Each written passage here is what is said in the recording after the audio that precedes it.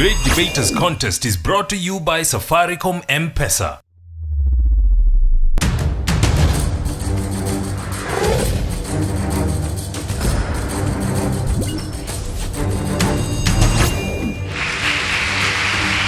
Welcome to the Kakamega edition of the Great Debaters Contest. I am your host, Austin Nyambok. And I am Mariam Bishar. We have a very contentious debate for you today. Will African economies leapfrog developed nations through the adoption of a cashless system? To handle such a motion, we could only have St. Mary's girls going versus Butere girls. We'll let the debaters take the stage now.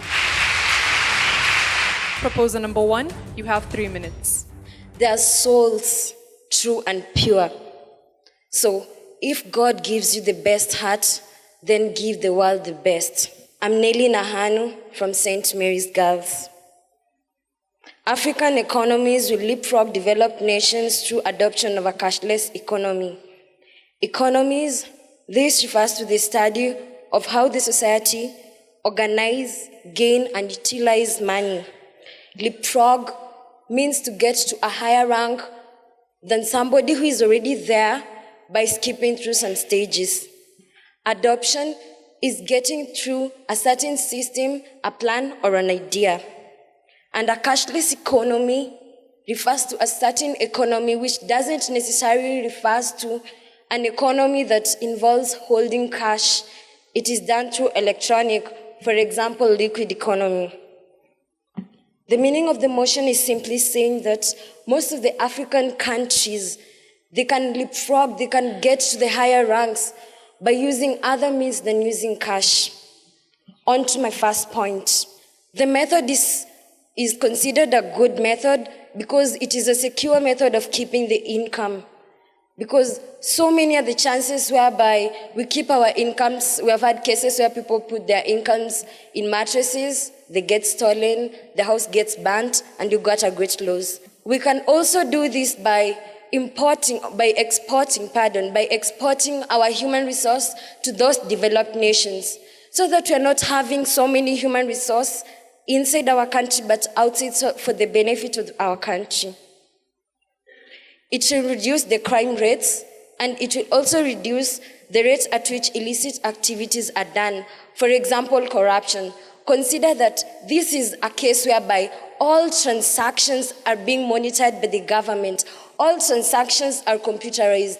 We don't just want to take this thing because it's there or because we think it's for our own benefit. It is because we want to reach there. That has always been our dream. We've had dreams in Africa, not necessarily Kenya. There are things that are propelling the action. There are things that really encourage us to go through it. For example, one can just decide to introduce fixed accounts, non-bank financial institutions, which will propel the actions. Thank you. We'll now have the first proposer give us their opening remarks. You have 3 minutes. It is so sad to hear that proposition team is saying that it's trying to suggest that we'll be able to indulge ourselves in activities or being able to cooperate with countries overseas by using of a cashless economy. I say no, because it is unpractical overseas. I can also say, and I'm saying that, I'm informing you that African countries incur an increasing technological deficit. This embracing a cashless economy will lead to an increasing gap between the African countries and also the developed nations. Look at Zimbabwe. Zimbabwe is a country that tried to embrace a cashless economy. And look at where it is. It is among the countries that are poor in Africa. It is in the bottom 5 when it comes to the ranking. We cannot just try to lie to ourselves. My late grandmother, a woman of all times, said that perfection is an illusion. We have to go step by step. We have not to pass through some stages. That is by using the tangible cash. Look at trying to invest at the cashless economy. Bring about these electronic payments.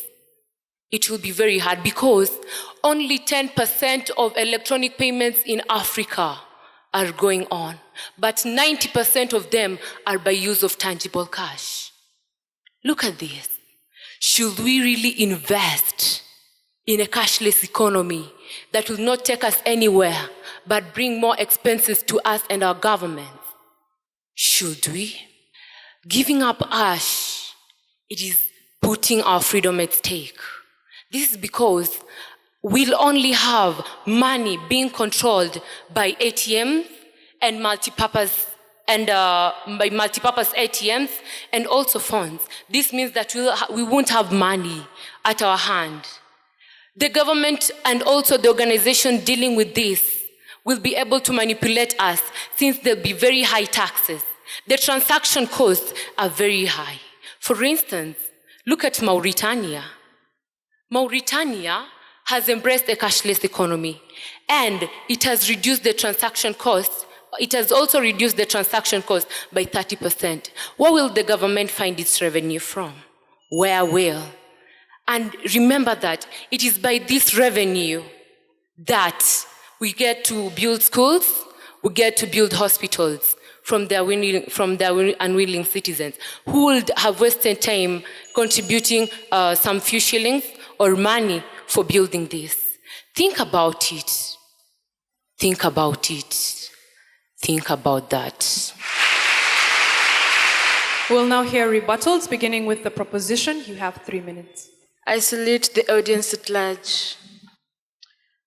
My preceding speaker just said that a cashless economy will bring about high taxation.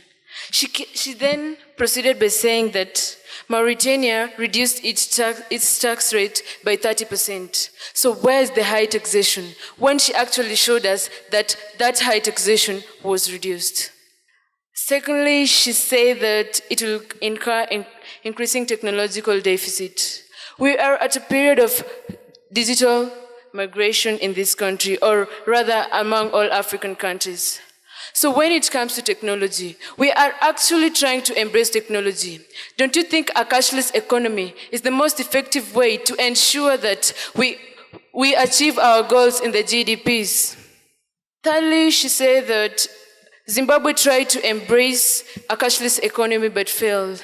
We have examples of countries that are really trying to embrace a cashless economy and we are predicting they will succeed. For instance, Nigeria. The Nigerian National Bank is embracing a cashless economic system which is being adopted by the whole country. Currently, about 63.7% of Nigerians do not have bank accounts. But the new initiative will enhance banking habits among the citizens. Once these banking habits are enhanced, we are clearly sure that we will be able to achieve much more when we use this cashless economy. So, to my points, I want to say that information technology can help reduce transaction costs. This is because when we are implementing a cashless economy, this does not necessarily mean that we are not going to use cash. It means that we are going to use electronic cash. By electronic cash, we are being given options of mobile banking, using ATMs and POS, point of sales, whereby instead of carrying cash around, which, by the way, carrying cash around encourages theft because a thug can just attack you anyhow and take your money. But when you have a credit card, why will someone take your credit card away? And that person doesn't have the pins. So when you say that someone can hack your pin or whatever, we are going to implement the use of biometric methods to ensure that customers' accounts cannot be hacked. Because one can, by using biometrics, especially fingerprints and the eye, those cannot be easily faked. The use of internet banking and websites will enable us to handle a host of cash or a lot of economy beyond the traditional method. Because initially, when you carry cash around, the transactions that you make are at that moment. But when you have your credit card, this enables all credit card facilitators to be able to function around the country. Thank you. Opposition will now hear your rebuttal. You also have 3 minutes. What is the truth? Let's lay the fact on the table. The truth is the fact that they have said, our fellow proposers on this side, they've just said that if God gives you a heart, give the world the best. What is this best that you're offering to the African continent? This best you're talking about is give the African continent the way to invest this cash, not the way on how we can use this cash, cashless economy and all that. No, give them how to invest this cash. Teach them this. Don't tell them using cashless system because it's pointless. Remember, a country's economy is not determined by the system it uses, as they're saying the cashless system. No, it's determined by the level of development. It's determined by the rate of employment. But here, we have Africa as a continent, which is still low in terms of development. It's still low in terms of actually the employment. They are talking about reducing crime. They are not telling us exactly how Africans can leapfrog to a higher level as compared to the developed nations if they reduce crime in the society by adopting a cashless economy. They're not telling us on how we can reach that stage if we adopt a cashless economy. They're only talking about adopting the cashless economy, yes, but how is it going to help us reach that stage? People no longer keep money under mattresses, as they tell us. Or do you keep money under mattresses? Because it's the 21st century. And when you're talking about a cashless economy, they're telling us it is in terms of direct debit and all that. They're telling us that 63% of Nigerians don't have bank accounts. But Nigeria is among the countries that have embraced a cashless economy, according to Forbes.com. And it has still not reached the developed countries. So how will adopting a cashless economy actually help us reach or even just surpass the developed countries? No, that is not a reality. Let's face reality. When you talk about adopting a cashless economy, it is not even incorporated in the African countries as their visions. No. The African countries have different visions. They've not incorporated it. So let them reach to those visions first, then let them start thinking of a cashless economy, which I really doubt if it will help them even surpass the developed nations. Thank you.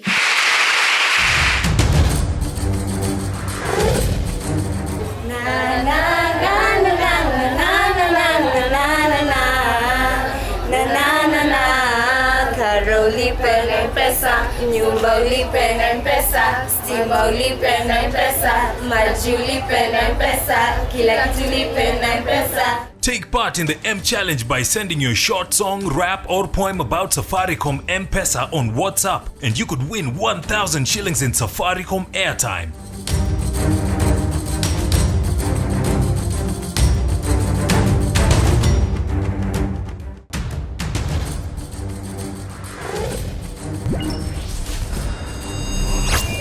The proposition have been asked how we can say cashless economies are secure, yet we have reported cases of as much as 230 million being stolen through electronic transfers. And of course, the opposition have been asked how hard cash is secure as compared to electronic cash. We'll let them respond now to the audience.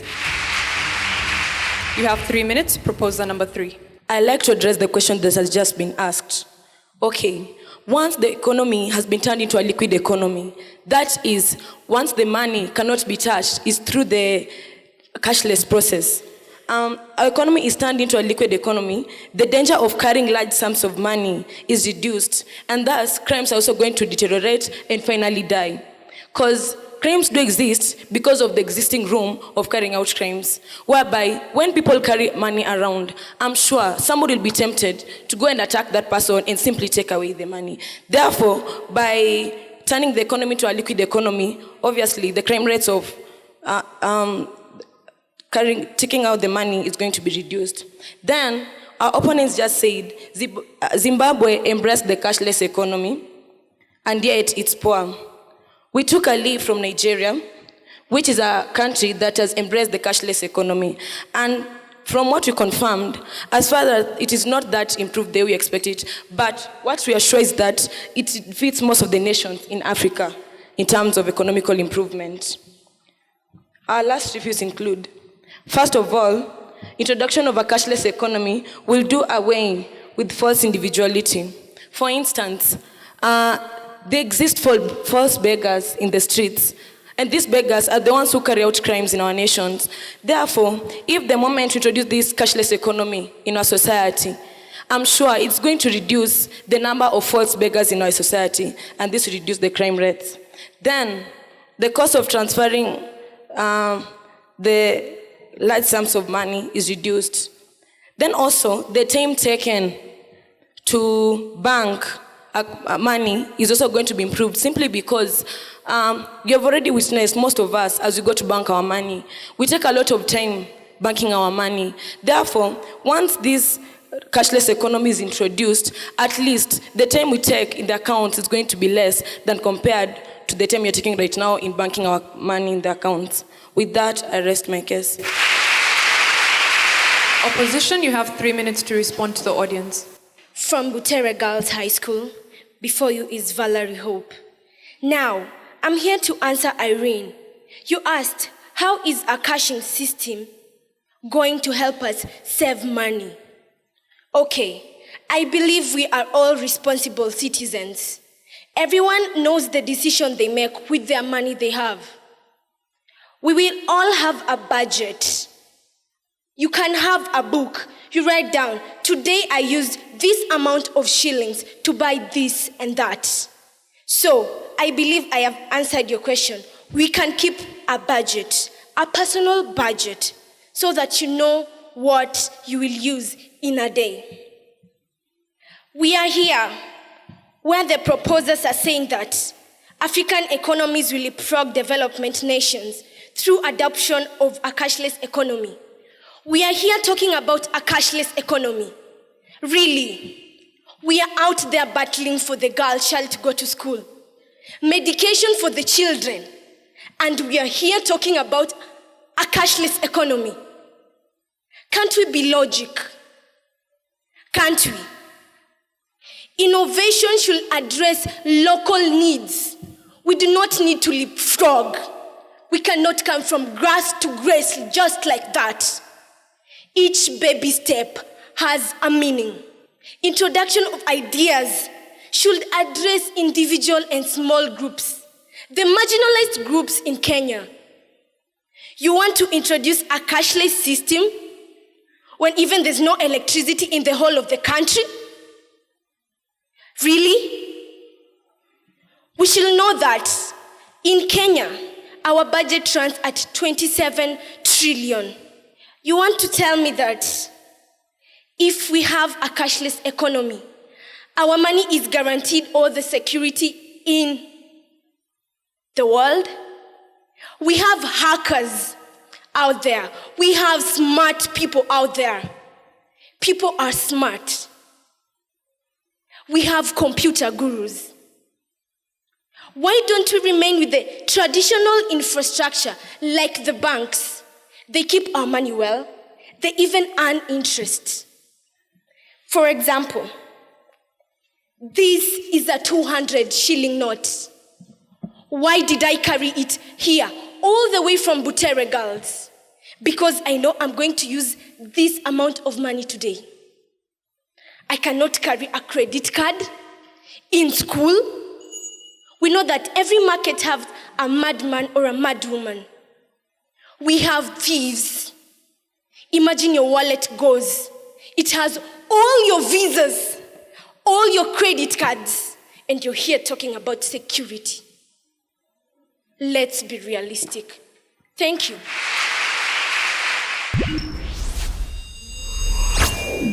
We'll now hear closing statements. Proposers, you have 1 minute. They are only talking about adopting money. Do you seriously tell me this even after telling you about opening fixed accounts, coming up with non-banking financial institutions? Are you seriously telling me that I was not clear. I bet I was clear.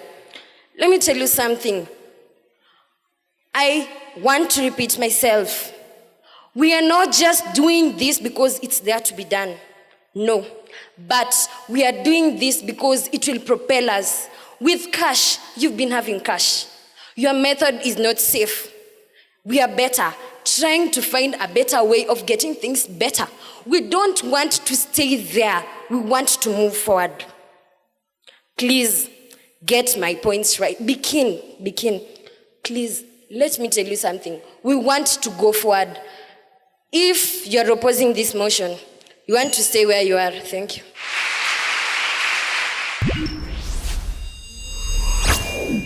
Opposition, you also have 1 minute for your final remarks. The famous author Chinua Achebe once said, "Should your ears be made holes on for you to hear?" They were talking about banking being a secure method, but I guess you did not hear. And I'll tell you that an educated populace is a nation's greatest asset. While the government is making decent efforts in developing the sector, much still remains. 5 years from now, the third world, mainly African countries, may not be where you think it is. There have been many theories of leapfrog development. For example, in East Africa, common currency, which has not yet survived the test of time. So, is a pseudo-cashless economy, or is the cashless economy, or is the cashlight economy the way forward? Thank you very much.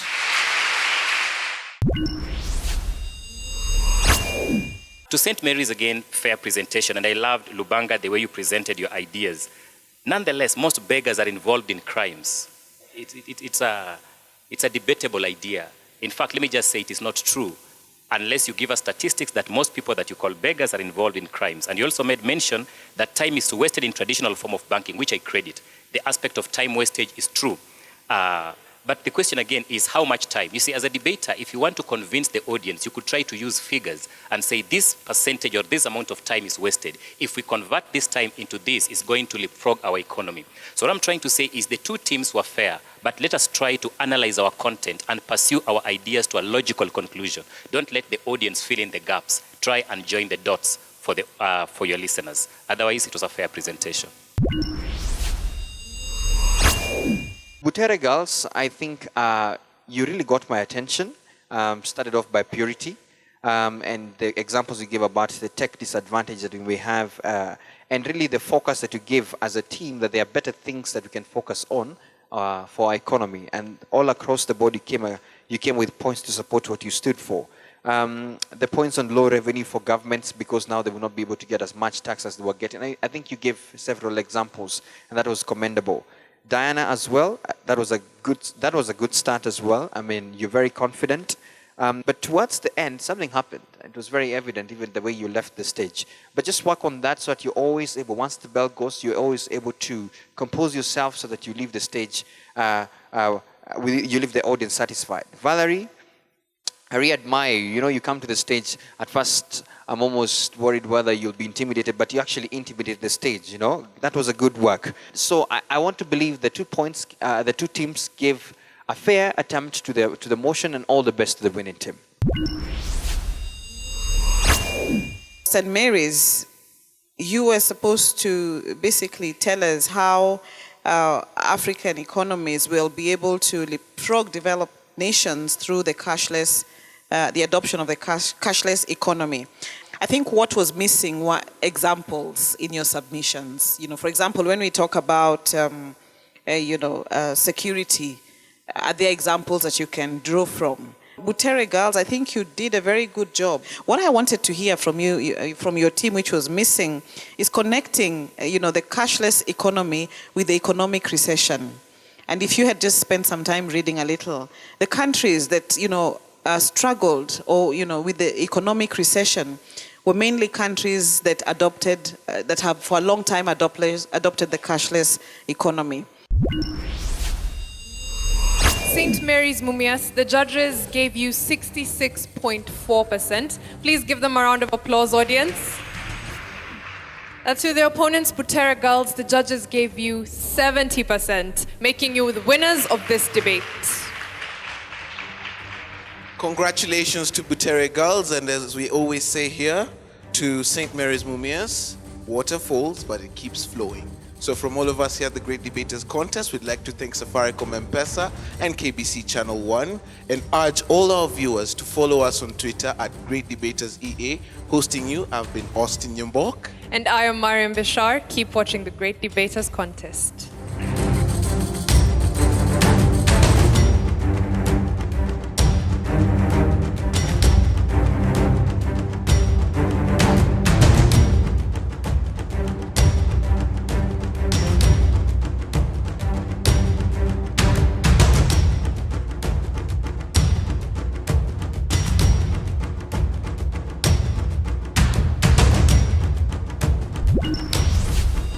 The Great Debaters Contest was brought to you by Safaricom M-Pesa.